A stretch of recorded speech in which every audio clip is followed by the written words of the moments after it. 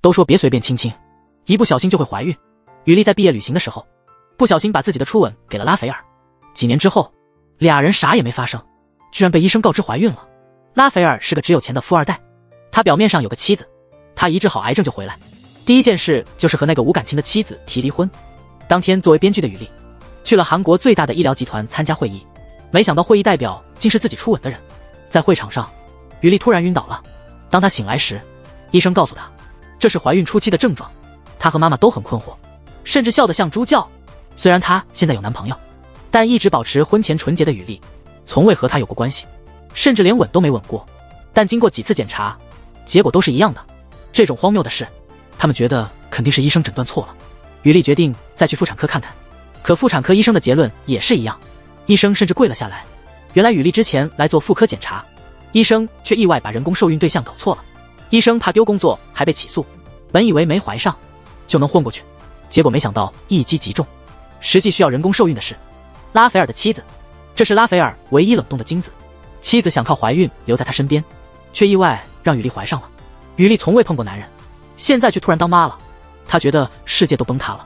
走在路上看着宝宝，竟然感觉到了母性的光环。男友问检查的事，雨莉只好说是贫血，但事实总是会曝光的。男友居然在这一天向她求婚了，逼得没办法，雨莉只能说出了真相。俩人顿时陷入了尴尬沉默。雨莉给男友解释了整个经过，男友沉思良久，最终没有离开她。他甚至说要承担起一切责任，让她打掉孩子，恢复以前的生活。男友这番话让雨莉的眼眶不禁湿润。这时外婆从教外回来，也听说了雨莉怀孕的消息。她一直强调的婚前保持纯洁，现在却意外的破了。她气得直接踢了男友一脚，拿起包要好好教训他一顿，直到雨莉制止了她。这事闹得男友像是戴了绿帽。孩子他爸拉斐尔和妻子来医院时，也弄明白了整个事情。拉斐尔严厉批评妻子的险恶用心，这才导致了这场意外。他再次提出要和他离婚。拉斐尔站在婴儿房前，感觉似乎有命中注定的联系。妻子不愿放弃豪门生活，在妈妈的策划下，他找到了雨莉，劝她把孩子生下来。雨莉此时才知道孩子的父亲是那位公司代表，但决定将孩子生下来，对他的人生无疑是一种破坏。雨莉头也不回就离开了。拉斐尔知道妻子去找雨莉后，愤怒异常，他认为不应该打扰雨莉。他找到雨莉向她道歉，虽然他很想要这个孩子，但他会尊重雨莉的选择。可是妻子又带着公公来劝雨莉，因为雨莉肚子里是他们家唯一的孙子。会长恳求雨莉把孩子生下来，用尽各种手段，甚至送来了一箱苹果，里面竟然装有10亿现金，承诺给他生下孩子后再加10亿，这不是明摆着侮辱人吗？第二天，在家人的陪同下，他去了医院准备终止妊娠。会长又突然出现了，双方坐下来谈判。会长这次直接加码到20亿。雨莉想起自己的妈妈也是单亲把她带大的，最近家里还经历了破产的打击，她以为妈妈可能会心动，可妈妈却毫不犹豫地拒绝了，这让雨莉深感母爱的伟大。正当双方争执激烈时，拉斐尔突然出现，制止了自己的父亲，并向雨莉的家人诚恳道歉。雨莉最终还是走进了手术室。医生走出来的时候，听到这个消息的外婆竟然晕倒了。原来雨莉在最后一刻逃跑了。她回想起妈妈年轻时坚决生下了自己，是妈妈的坚持让她来到这个世界。她觉得肚子里的孩子也应该有她自己的存在意义，决定要把孩子生下来，并让拉斐尔来照顾，希望孩子能有一个幸福的家。那天雨莉在电话中却意外看到拉斐尔和一个女人过于亲密，他们甚至拥抱了，这让拉斐尔在雨莉心目中的形象大打折扣。他上网查了查拉斐尔的绯闻，果不其然，他和其他富二代一样，私生活一塌糊涂。他怎能安心把孩子交给这样一个花花公子呢？男友知道雨莉怀的是别人的孩子后，心情也极度不稳，甚至在工作中出现幻觉。幻觉中，拉斐尔的娃娃板出现在他怀里，是上司的提醒才让他回神。雨莉这天找拉斐尔准备好好谈谈，却偶然在他的手机上看到了和那个女人暧昧的聊天记录。正当他们偷偷见面时，雨莉偷偷跟踪过去，想弄清楚他们之间的关系，结果很快就被发现了。他的隐蔽技巧和撒谎技巧都很差，谎言很快就被识破。雨莉索性不再掩饰，直接上前质问他们的关系。就在这时，远处走来一个小孩，原来那个女人的女儿生病了，多亏拉斐尔介绍的医生才有了希望。雨莉这才发现自己大错特错，拉斐尔根本不是自己想象中的那种纨绔子弟，他还贴心地给雨莉的办公室添置了全新的家具。又到了雨莉做检查的日子，但两家人再次见面时，气氛依然很尴尬，连医生都被这层复杂的关系搞得头大。最后决定只让孩子的亲生父亲留在里面。虽然拉斐尔已经记不清了，但雨莉还是非常感谢那个曾给他勇气的人。他们一起看着 B 超上的小宝宝像软糖一样可爱。果然，生命是这个世界上最美好的东西。回家后，雨莉看着那张 B 超照片，她终于感受到了成为一名母亲的感觉。原本她一直想给孩子一个完美的家，但现在她不敢去想象了。想着孩子在自己肚子里将来的10个月，她不知道自己的心情将会怎样。情绪崩溃常常就在一瞬间发生。幸好雨莉并不是一个人在面对这一切，妈妈和外婆一直在旁边安慰她。生活中难题总会出现，我们只需要一步步去解决它们。家永远是最温暖的避风港。拉斐尔最终也想起了，那天一吻定情的人正是雨莉。母女俩走在街上，感觉就像一对姐妹。当街上的小伙突然搭讪时，年轻的妈妈甚至闹着玩和女儿打赌。女儿信心满满地说，从年龄上看，小伙子不可能看上你妈妈。结果小伙子搭讪的对象却是旁边的姐姐。小伙子感叹他们真会说谎，因为母亲当年未婚先孕，在学生时期就生下了雨莉，所以外婆总是让雨莉坚持婚前纯洁。但现在医生误把一个财阀的孩子给了她，雨莉感到非常对不起自己的男友。她的妈妈也说男友真是个活菩萨，告诉已经怀孕的雨莉，她不必再坚持婚前纯洁。虽然嘴上这么说，但内心的欲望已经被释放。雨莉看着男友性感的喉结，忍不住开始幻想，她的手不自觉地放在了男友的腿上。感到非常尴尬的雨莉匆匆离开。她到了工作室就问前辈，是否迷恋喉结有点奇怪。前辈甚至觉得这很性感。我还是要为孩子创造一个最好的环境。就在这时，我心中已经去世的爸爸突然出现了。爸爸知道我怀孕后，身为狗血剧明星的他不顾一切冲到医院要讨个说法。这一幕被旁边的病人偷拍了，新闻很快就传开了。大家都说他在医院耍大牌，负面新闻铺天盖地而来。我知道后责怪他多管闲事，这么久都没消息，现在突然来干涉我的事。就在这时，跟踪的记者突然出现，狂拍不止。爸爸立刻注意到了，我看起来很为难，我怎样都行，但绝不能触碰这个底线。他一把夺过记者的相机，狠狠地砸到地上，然后告诉记者会赔他一台新的。但记者还是不依不饶，准备把他深夜和年轻女生私会的事爆出来。为了保护我的隐私，爸爸决定赌上一切给记者独家采访，因为不能让我因他受伤。第二天看到报道的妈妈找到我，原来爸爸赌上了职业生涯，给了记者自己有私生女的独家消息，这样就没有曝光我的面貌。妈妈向我解释了为什么要撒谎说爸爸去世，当初未婚先孕，她真的很担心。是她妈妈得知后，我才知道妈妈当初承受了多少压力才生下我。虽然小时候没有爸爸，但妈妈和外婆一直很细心照顾，呵护我长大。母爱总是无私又伟大。爸爸因为接连爆出的绯闻，粉丝数量暴跌，只能独自借酒浇愁。这时我主动打电话给他，询问他的情况。虽然情况很不好，自己还是会为孩子创造一个最好的环境。而就在这时，在雨莉心中已经去世的爸爸却突然出现。雨莉爸得知她怀孕的事后，身为狗血剧巨星的他，不顾公众形象的就冲到医院要讨个说法。然而这一幕却被一旁的患者给偷拍了，很快舆论就散播开了，认为他在医院要大牌，各种负面新闻接踵而至。雨莉知道后责怪他多管闲事，这么久音信全无，如今却突然出现干涉他的事。然而就在这时，尾随的记者突然出现，对着他们一顿拍。雨莉爸第一时间就观察到了雨莉很为难的样子，自己怎样都可以，但唯独不能触碰这条底线。他一把就夺过相机，狠狠往地上砸去，之后告诉记者会赔你一台新的相机。然而记者却不依不饶，准备把他深夜私会年轻女生的事揭发。为了不让雨莉的容貌曝光，雨莉爸赌上一切准备给她独家采访，因为雨莉是不能再因为他而受伤的人。隔天看到报道的母亲找到了雨莉，原来是雨莉爸赌上了职业生涯，给了记者自己有私生女的独家报道，这才没有曝光雨莉的面貌。母亲也向雨莉解释了为什么要撒谎爸爸去世的消息。当初未婚先孕后，她也是全心全意的担心。是她的母亲得知后，雨莉这才知道母亲当初是承受了多少压力，这才生下来她。虽然从小没有爸爸，但母亲和外婆一直很细心的照顾呵护自己长大。母爱总是无私且伟大。雨莉爸在接连爆出绯闻后，粉丝数也是暴跌，只能独自借酒消愁。就在这时，雨莉主动打来了电话，询问她的情况。尽管很不好，为了不让雨莉担心，她还是积极的说自己见过很多大风大浪，保护好女儿，这应该就是父亲的责任。直到挂断电话，她才把内心的情绪发泄出来。就在她感到绝望的时候，网上突然爆出了医生的道歉视频。原来是之前雨莉的爸爸拉斐尔找到了那位做手术的医生，让他解释清楚事情的来龙去脉。现在大家都在称赞雨莉爸爸的英勇。为了补偿这些年的缺席，雨莉的爸爸经常利用工作机会去送温暖，怕她吃不好，时常会陪她一起吃饭，甚至还会为她准备精心的晚宴。所以当年能追到雨莉妈妈也不是没有理由的。而且至今这么多年，他一直都未婚，他很希望雨莉能叫他一声爸爸，但雨莉鼓足了勇气，却还是没能开口。他还带着雨莉一家去看雨莉儿时合唱的录像，这让雨莉感受到了久违的父爱，家人团聚才是真正的幸福。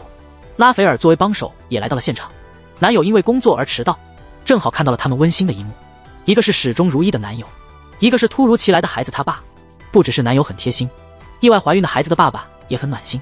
拉斐尔还提前亲手布置了婴儿房，那些可爱的小东西一下子就打动了雨莉的心。女生总是对可爱的东西没有抵抗力。拉斐尔告诉雨莉，房间里每样东西都是他下班后亲手挑选的，然后用心地装饰了这个房间，即便是自己一个人，他也会为孩子创造最好的环境。看着这么用心的拉斐尔，雨莉庆幸自己的选择没有错。其实在拉斐尔心里，雨莉就是他命中注定的人，但他不愿意打扰雨莉现有的生活，雨莉也只是帮他把孩子生下来。然而生活总是充满意外，这一天雨莉去警局找男友，却在他同事那里意外得知，男友早就知道拉斐尔妻子出轨的事，但之前男友一直对他隐瞒。我们曾经发誓绝不对彼此撒谎，现在他却对我说了谎，或许他是担心要照顾我肚子里的孩子，这使我们之间产生了隔阂。回到家，雨莉哭了好一场，她觉得自己对男友很不公平，正是因为她，男友才不得不撒谎。拉斐尔也找到了他妻子的家，他准备去谈离婚的事。拉斐尔突然的到访让妻子措手不及，因为他屋里还藏着前男友，他原本不想让他破坏自己嫁入豪门的计划，现在看来还是坏了事。他们正聊着的时候，那男人把嘴里的布顶了出来，发出了求救声。拉斐尔在外头听到了响动，妻子赶紧撒谎说是电视声。拉斐尔想进屋查看，结果被妻子一巴掌推开。面对坚持不懈的拉斐尔，妻子慌乱中签了字。一向坚持到底的妻子现在却这么干脆，这让拉斐尔有点吃惊，但更多的是难掩的兴奋。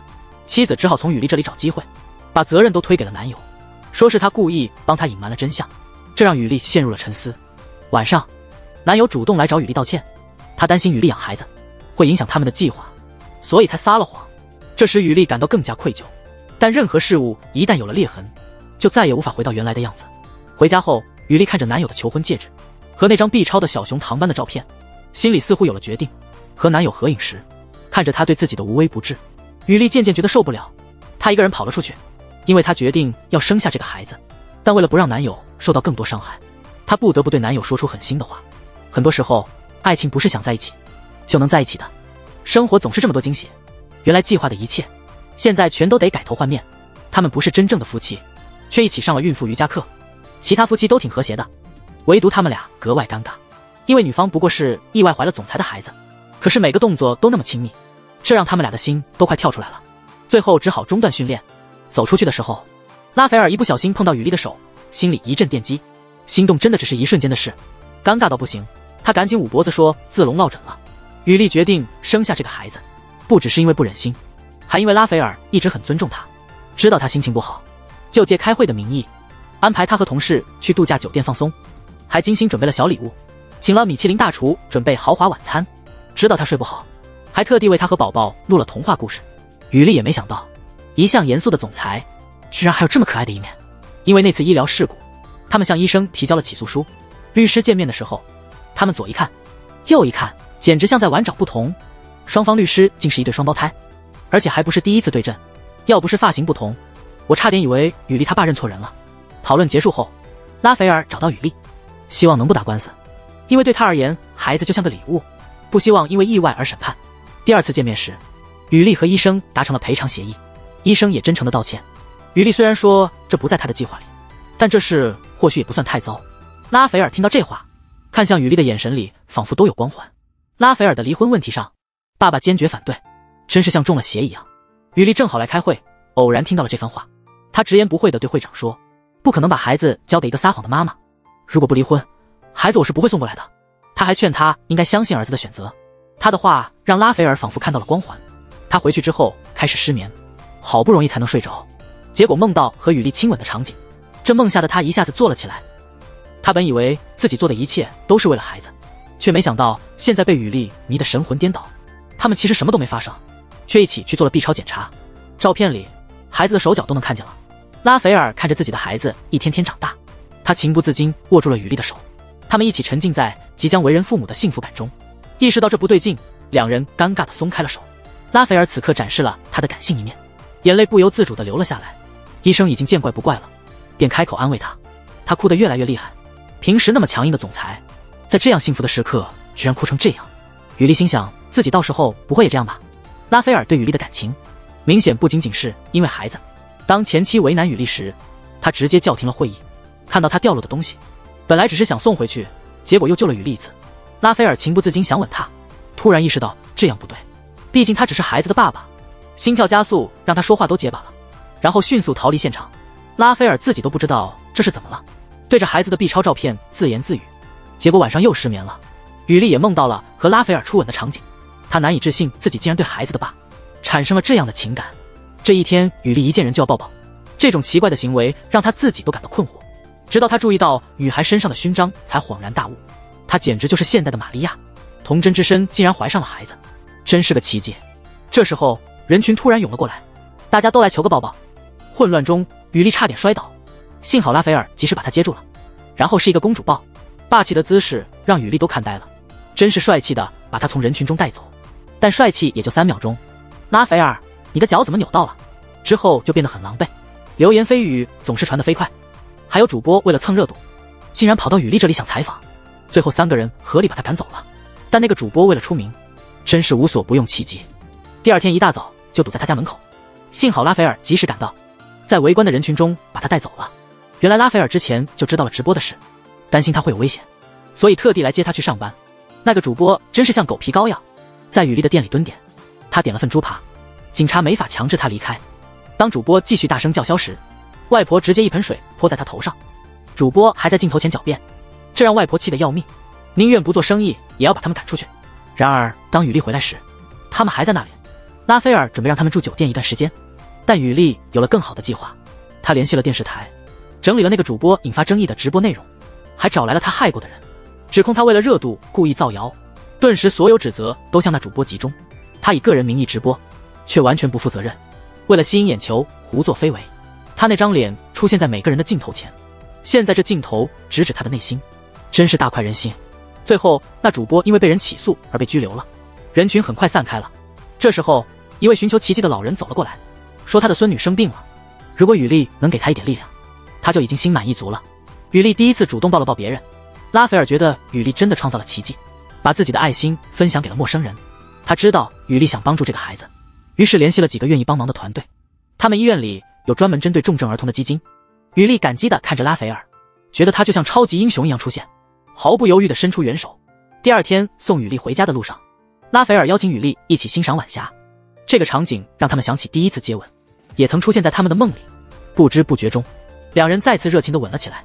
在相处的过程中，雨莉发现拉斐尔不仅对她很贴心，对未出生的孩子也非常关心。或许是因为怀着他们的孩子，他对拉斐尔渐生情愫。意识到这一点的他突然觉得不妥，赶紧逃离了现场。雨莉把这件事告诉了编剧前辈，前辈果然是编剧，先上车后补票的戏码他玩得溜。前辈为了撮合他们，找借口把他拉到拉斐尔的公司，还说老板出差了，结果下一秒他就被推进了拉斐尔的办公室。两人目光相对，雨莉不知道该如何是好。正当雨莉准备解释那个吻，说是因为怀孕荷尔蒙作怪时，拉斐尔突然向她表白。拉斐尔想让这一刻显得真实，便主动吻向雨莉。正当他们准备接吻，电话铃突然响起，这场告白只好暂时搁浅。拉斐尔气得差点脑溢血，这事很快被拉斐尔的前妻知道了，他决心阻止他们。在他毒辣的妈妈的策划下，准备对雨莉的孩子下手。他约了雨莉出来，雨莉正要喝那杯水，幸好拉斐尔及时赶到了。原来拉斐尔早就知道前妻约了雨莉，担心她会对雨莉不利，所以就悄悄跟了过来，正好阻止了这次阴谋。拉斐尔希望前妻有什么事直接找他，不要让雨莉感到有压力。看着这么深情的拉斐尔，前妻似乎也被感动了，他实在不忍心伤害这么小的生命。就在雨莉要喝水的那一刻，前妻突然抢过水杯，在两人都惊呆的情况下，前妻把水泼到了雨莉脸上。正是拉斐尔的真情才化解了这场危机。拉斐尔也加强了他的表白行动。他得知剧组要去江原道拍戏，为了让雨莉能在海风中写作，他特意预定了那边的房间，让编剧前辈以工作名义带雨莉过去，在那里玩耍。雨莉心情大好，前辈把她留在海边。他突然发现这里是他和拉斐尔初吻的地方。这时拉斐尔像梦一样出现在他面前，还装作是巧合路过这里。两人对视一笑，然后一起沿海边散步。分别时，拉斐尔留给了他一封信，这样潇洒的他，竟也有害羞的一面。雨莉终于回应了他的告白，正要亲吻的时候，他不小心跌进了他的怀里。因为拉斐尔家的水管坏了，所以他暂时搬来雨莉家住几天，现在竟直接住进了他女儿的房间。拉斐尔赶紧向雨莉妈解释，但雨莉妈根本不听解释，她说她女儿以前从没这样过。外婆也赶来了，拉斐尔急忙解释这只是个误会，现在真是没法解释清楚。但外婆倒觉得挺好，既然事已至此，不如赶紧定个婚期。原来是昨天雨莉妈骗了拉斐尔，把房间里的事告诉了他。拉斐尔一直很担心，真的半夜听到了小孩的哭声，他本以为自己是幻听，刚躺下不久就听到了清晰的哭声，这真的吓了他一跳。他连夜跑到雨莉的房间，雨莉却很镇定地告诉他，那其实是猫咪发情的叫声。他尴尬地发现雨莉正在看他推荐的书，两人就这样聊开了，还给肚子里的宝宝起了名字，取名福娃。两人聊得很开心，一直到深夜。但雨莉妈对他们的关系不太看好，她认为这种因孩子而起的感情，通常情感迅速升温后就会消退，如果没有那个孩子，拉斐尔根本就不会对雨莉感兴趣。这些话拉斐尔全都听到了，他找到雨莉妈，诚恳地表达了自己的立场。他对雨莉的爱是坚定的，相信自己不会动摇。他表示会用行动来证明。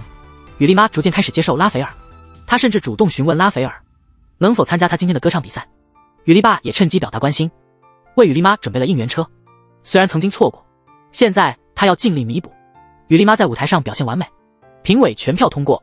拉斐尔看着他们欢乐的样子，体会到了家的温暖。当他回到自己空荡的大房子，拉斐尔感到一种深深的空虚。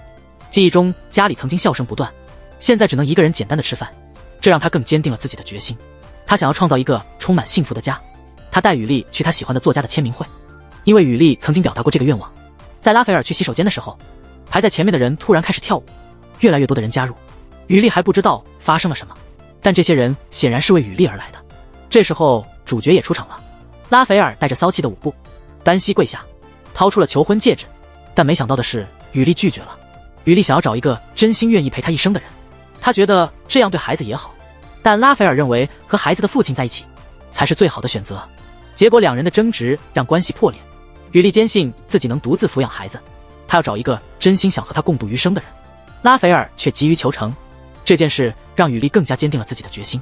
她差点摔倒时，会长秘书赶来扶她，那摩擦过脖梗的感觉让她意识到这人就是之前闯入她家的犯人，这人还是警方一直在追捕的逃犯。她悄悄地跟踪秘书，急忙给前男友警察打电话。秘书没走远，雨莉留下了最后一条信息。前男友急忙赶到地下停车场，在出口处堵住了秘书。拉斐尔也赶来了，看到秘书拿着刀指着雨莉，前男友无奈只能让他离开。幸好拉斐尔留了个心眼，坐上出租车跟踪秘书，带他到了绑架会长的地方。秘书知道计划暴露了，打算用水淹没会长。拉斐尔赶到现场，看到父亲快被淹没，努力想打开锁却无法成功。他决定先救父亲。未知的是，雨莉旁边连接着高压电，一旦沾水就会触电。拉斐尔不知情，急切地砸水箱。前男友也赶来，就在他准备逮捕罪犯时，从罪犯口中得知雨莉的危险，一边是长期追捕的罪犯，一边是他深爱的前女友。他决定先救雨莉，关掉高压电，用一枪打破水槽。最终两人都被救出来。这次事件之后，前男友也意识到了自己的感情，雨莉一直在他心里，从未被忘记。他的每一个小动作都能触动他的心弦。他从雨莉妈那里听说了，雨莉跟拉斐尔已经分手了。看着他们以前的合照，他似乎下定了决心。拉斐尔也意识到自己太急躁了，他确实是真心喜欢雨莉，不只是因为孩子。他找到了雨莉的外婆，想要求得她的帮助。雨莉家的聚餐上，外婆带着拉斐尔来了，而雨莉妈带来了前男友，两位情敌同桌，真是尴尬至极。前男友先发制人，拉斐尔紧随其后，承诺会跟他保持步调一致，同时被两个优秀的男人追求，真是让人头疼。帅气又多金的孩子他爸，保证会给他一个幸福的家。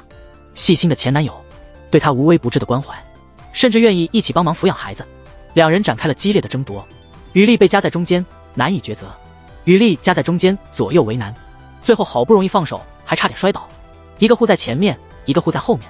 面对这种狂热追求，雨莉真的无法再忍受，最终她选择了逃离，家里也因此分成了两派。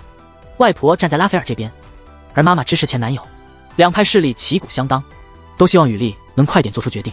但经过这段时间的相处，她对两个人都有了深刻的感情。一时间，她真的决定不了。但很快，她也做出了选择。这一天，两个心情沉重的男人再次来找雨莉，本来想倾诉苦楚，但面对这场混战，雨莉只想赶紧离开。最终，两人都是深深的叹了口气，意外的相视一笑，不知怎的就坐到了一起。虽然他们抱怨了许多，但这两个情敌还是要比出个高下。他们面对面，眼神锁定对方的酒杯，原本打算放下的，结果又被劝继续喝，要么不喝，一喝就是通宵，一旦开始就完全停不下来了。头脑比较清楚的拉斐尔先发制人，前男友有点晕乎乎的，话虽然说的不多，但还算清晰。硬撑着的拉斐尔很快就露出了破绽，最后还是得依靠前男友扶持。最后的拉斐尔倾吐了心声，雨莉让他变了很多，即使他最终不选择他也会心存感激。听到这些话，前男友似乎也被感动了。他找到了雨莉，认为她生下来的孩子，自己有信心当成自己的孩子抚养。虽然开始时他也很烦恼，但现在他有了信心。雨莉听说他爸要向他未婚先孕的妈求婚，他感到非常高兴，同时想到自己已经被求过2次婚，而且2次都因为意外失败了。现在他应该做出选择了。刚才2个男人还在为他你死我活，现在却成了最和谐的情敌。只是因为喜欢的人生病了，他们一起在医院守护。雨莉半夜醒来，看到两边都是守护她的人，一个握着她的左手，另一个握着她的右手，和谐的就像一家人。但这让雨莉觉得很尴尬，想立刻抽手。突然传来一阵不和谐的声音，让雨莉在这尴尬的场面下，真想马上逃离地球。送雨莉回家后的2个人，出门时也互相让步。这时他们都想通了，不管雨莉怎么选择，他们都会坦然接受。时间飞快，转眼10个月过去了。宝宝百日宴的那天，因为有了2个爸爸，宝宝享受着双倍的幸福。马上也是雨莉结婚的日子，她最终选择了前男友作为结婚对象。虽然一路上曲折不断，但正是这些曲折，让雨莉看清了前男友的真面目，明白了康才对她究竟有多重要。风雨之后才能见彩虹。结婚那天，康才却被警察带走了，原来是因为停车场的栏杆坏了。一时兴奋的康才竟然直接撞断了栏杆，高兴的时间还没过几秒，身后的警车就追上来了。而拉斐尔在婚礼上带着孩子维持秩序，尽管有这个小插曲，但他们最终还是赶上了婚礼。拉斐尔虽然有点遗憾，但还是发自内心的送上了祝福，常常带着孩子去他们家蹭饭蹭喝。相比孤单一人，他更享受一家人围坐一桌的温馨。有了孩子的牵绊，拉斐尔在现场就当场承认了关系。雨莉和康才结婚后，终于迎来了他们的第一次。